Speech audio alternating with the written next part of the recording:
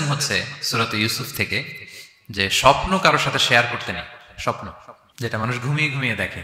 প্রথম কথা হচ্ছে যে আয়াতটা দিয়ে শুরু করেছি, আল্লাহ তাআলা বলছেন নাহনু নাকুসু আলাইকা আহসানাল কসাসি বিমা আওহাইনা ইলাইকা হাদাল কুরআন ওয়া ইন কুনতা মিন ক্বাবলিহি লামিনাল গাফিলিন। নবী হে, আমি কোরআন থেকে ওহির মাধ্যমে, ওহি হচ্ছে সিক্রেট মেসেজ, এই সিক্রেট মেসেজের মাধ্যমে আপনাকে সবচাইতে শ্রেষ্ঠতম একটা গল্প শোনাচ্ছি। সূরা ইউসুফ হচ্ছে কোরআনের সবচাইতে শ্রেষ্ঠতম গল্প।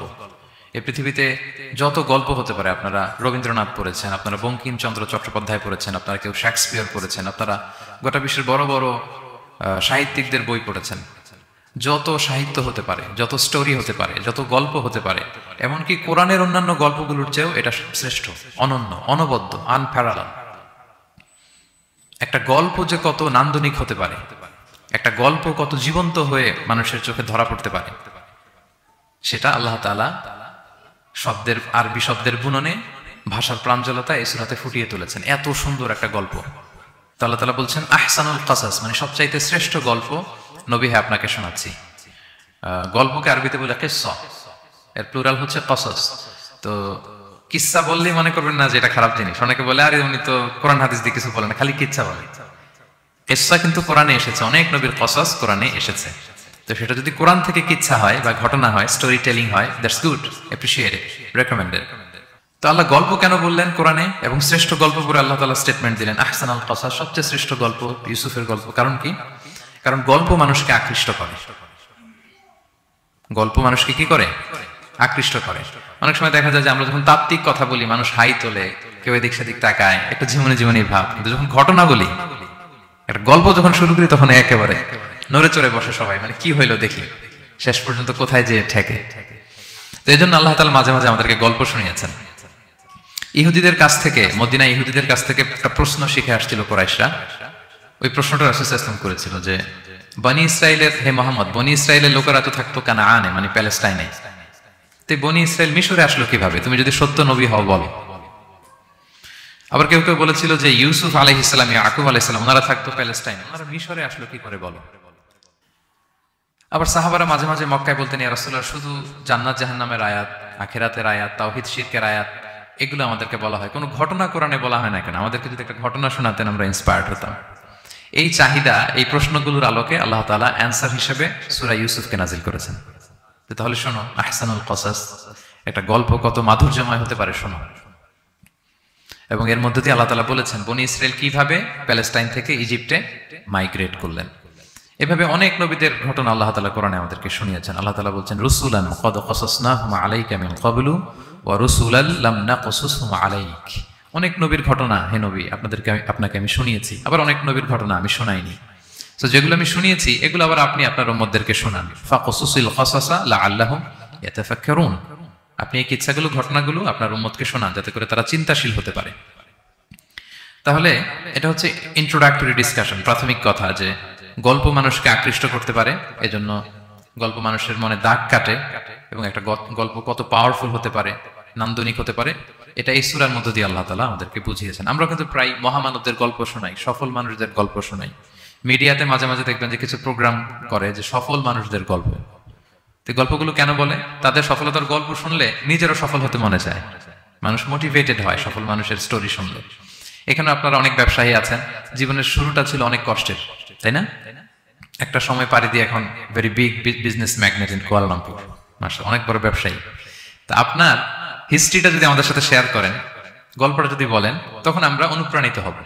এজন্য আল্লাহ তাআলা কোরআনে আমাদেরকে গল্প শোনান। তো এই সূরা থেকে আমরা কি কি শিখি? প্রথম যে লেসনটা আমরা শিখি সেটা হচ্ছে, যেহেতু আমি একেবারে ক্রিম লেসনগুলো আপনাদের সামনে আনবো, পুরো সূরাটা কভার করা তো সম্ভব হবে না। প্রথম লেসন হচ্ছে সূরাত ইউসুফ থেকে যে স্বপ্ন কারোর সাথে শেয়ার করতে নেই। স্বপ্ন যেটা মানুষ ঘুমিয়ে ঘুমিয়ে দেখে, এটাও স্বপ্ন। আবার আরেকটা আছে যেটা মানুষকে ঘুমাতে দেয় না, ওইটাও স্বপ্ন। স্বপ্ন যেটা মানুষ ঘুমায় দেখে, এটাও স্বপ্ন। আবার যেটা পাবার আকাঙ্ক্ষা মানুষকে ঘুমাতে দেয় না, ওইটাও কি? স্বপ্ন। ওটার ভিশন বলে। এই দুইটার একটাও কারোর সাথে শেয়ার করতে নেই। ঘুমের স্বপ্নও শেয়ার করবেন না, আর আপনার যে লং ভিশন ওইটাও শেয়ার করবেন না কারোর সাথে। এটা হচ্ছে প্রথম লেসন, স্বপ্ন শেয়ার করতে নেই। ছোট্ট ইউসুফ আলাইহিস সালাম স্বপ্ন দেখলেন 11টা তারা, চাঁদ, সূর্য ওনাকে সেজদা করতেছে। এই স্বপ্ন দেখি তার বাবার সাথে শেয়ার করলেন ইয়াকুব আলাইহিস সালামের সাথে। ইয়াকুব আলাইহিস সালাম বললেন, লা তাকুসুস রুইয়াকা আলা ইখওয়াতিকা ফায়াকিদু লাকা কাইদা। ইউসুফ, তুমি আমাকে বলেছো ভালো, কিন্তু তোমার ভাইদের বলতে যেও না আবার, তাহলে তারা তোমার প্রতি কি করবে? জেলাসি করবে, ষড়যন্ত্র করবে। আর নি'মাতু মাহসুদা, এটা পৃথিবীর চিরাচরিত নিয়ম। আপনি যদি কোনো ব্লেসিংস পান আল্লাহর পক্ষ থেকে, অন্যদের চেয়ে আপনি একটু ডিফারেন্ট হন, আপনার অনেক কিছু থাকে, এটা সবার ভালো লাগবে না। আপনার ভালো জিনিস সবার ভালো লাগবে না। আপনার এই ভালো জিনিসের কারণে অনেকে আপনাকে ঘৃণা করবে। সো স্পেশালি যদি কোনো ভালো স্বপ্ন দেখেন, এট দ্য সেম টাইম খারাপ স্বপ্ন যদি দেখেন, এটা আপনি শেয়ার করবেন না কারোর সাথে। কারণ স্বপ্ন এটা কেবলমাত্র মন মস্তিষ্ক প্রসূত কোনো বিষয় না। মুমিন জীবনে এটা অনেক অর্থবহ। মাঝে মাঝে স্বপ্নের মাধ্যমে আল্লাহ মানুষকে বার্তা দেয়, ইলহাম পাঠায় স্বপ্নের মধ্য দিয়ে। এই জন্য বিজ্ঞ, প্রাজ্ঞ, শুভাকাঙ্ক্ষী কাউকে শেয়ার করা যায়। যার জ্ঞান নেই বা ব্যক্তিগত জীবনে পাপী, ভালো মানুষ নয় বা হিংসুক টাইপের, এদের কাউকে আপনার কখনো স্বপ্ন শেয়ার করবেন না। ভালো স্বপ্ন দেখলে শুকরিয়া করবেন আল্লাহ, আলহামদুলিল্লাহ, আল্লাহ কবুল করো। খারাপ স্বপ্ন দেখলে পানাহ চাবেন আল্লাহর কাছে।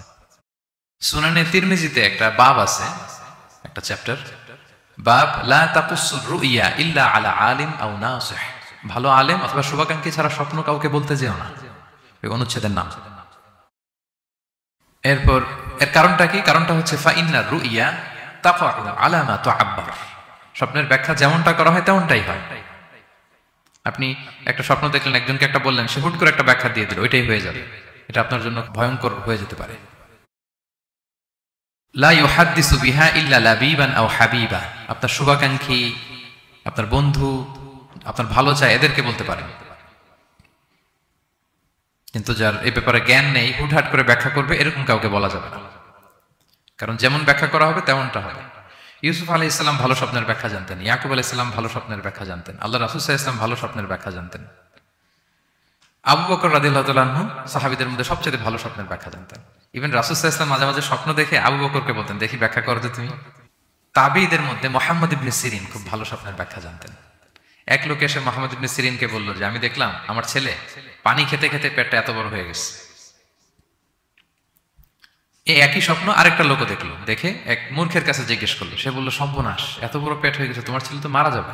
ঠিকই কয়েকদিন পরে ছেলেটা মারা গেল। আর একই স্বপ্ন দেখে এই লোক মুহাম্মদ ইবনে সিরিনকে জিজ্ঞেস করেছিল, উনি বলেছেন যে তোমার ছেলে তো অনেক বড় আলেম হবে। ঠিক তাই হয়েছে, ওই ছেলে অনেক বড় আলেম হয়েছে। তো ফাইন্না রুইয়া তাকাউ আলা মা তুআব্বার। স্বপ্নের ব্যাখ্যা তেমন হয় যেমন এটার ব্যাখ্যা করা হয়। রাসূল সাল্লাল্লাহু আলাইহি ওয়াসাল্লাম একবার স্বপ্নে দেখলেন যে তিনি, ওনাকে দুধ দেয়া হয়েছে, বাটিতে দুধ খাচ্ছেন, পরে আঙ্গুলের ফাঁক থেকে দুধ বেরোচ্ছে। এই সামান্য একটু দুধ রাসূল সাল্লাল্লাহু আলাইহি ওয়াসাল্লাম উমরে ফারুককে দিলেন। সাহাবারা বললেন, মাযা আউয়ালতা বিহি ইয়া রাসূলুল্লাহ, এটা তাওয়িল কি? তখন বললেন, আউয়ালতু বিহি আল ইলম, এটা দিয়ে আমি জ্ঞান বুঝিয়েছি। মানে উমরে ফারুকের আল্লাহ তাআলা অনেক জ্ঞান দিবে। স্বপ্নে কেউ দুধ খাচ্ছেন, এটা আপনার জ্ঞানের প্রতীক। রাসূল সাল্লাল্লাহু আলাইহি ওয়াসাল্লাম স্বপ্নে দেখলেন লোকজন দাঁড়ানো, কারো গায়ের জামা এতটুকু, কারো এতটুকু, কারো হাঁটু পর্যন্ত, আর উমরে ফারুক জামা একেবারে টেনে হিঁচড়ে যাচ্ছে। তো সাহাবারা বললেন, মাযা আউয়ালতু বিহি ইয়া রাসূলুল্লাহ, এই স্বপ্নের তাওয়িল কি, ব্যাখ্যা কি? রাসূল সাল্লাল্লাহু আলাইহি ওয়াসাল্লাম বললেন, আউয়ালতু বিহি আদ-দীন আত-তাকওয়া, এটা দ্বারা আমি দিনদারি বুঝিয়েছি। মানে উমরে ফারুকের দিনদারি অনেক বেশি। স্বপ্নে কেউ ছোট জামা দেখলে তার দিনদারি কমতেছে, এটার একটা আলামত। তো এই জন্য হুট করে স্বপ্নের কথা কাউকে শেয়ার করতে নেই। রাসূল সাল্লাল্লাহু আলাইহি ওয়াসাল্লাম ফজরের সালাতের পরে মসজিদে নববীতে সালাম ফিরিয়ে সাহাবীদের দিকে মুখ ফিরিয়ে বসতেন, তাসবিহ পড়তেন, এরপর জিজ্ঞেস করতেন, হাল রাআ আহাদুম মিনকুম আল বারিহাতা রুইয়া, গত রাতে কেউ কোনো স্বপ্ন টপ্ন দেখেছে নাকি? তো তখন সাহাবারা এই স্বপ্ন বলতেন, রাসূল সাল্লাল্লাহু আলাইহি ওয়াসাল্লাম ব্যাখ্যা করতেন। সুবহানাল্লাহ, কত সৌভাগ্যবান ছিলেন তারা। তাহলে স্বপ্ন বলা যাবে নাকি কাউকে? শুধু মুরাদ ভাই বলবে না, বাকিরা বলবে?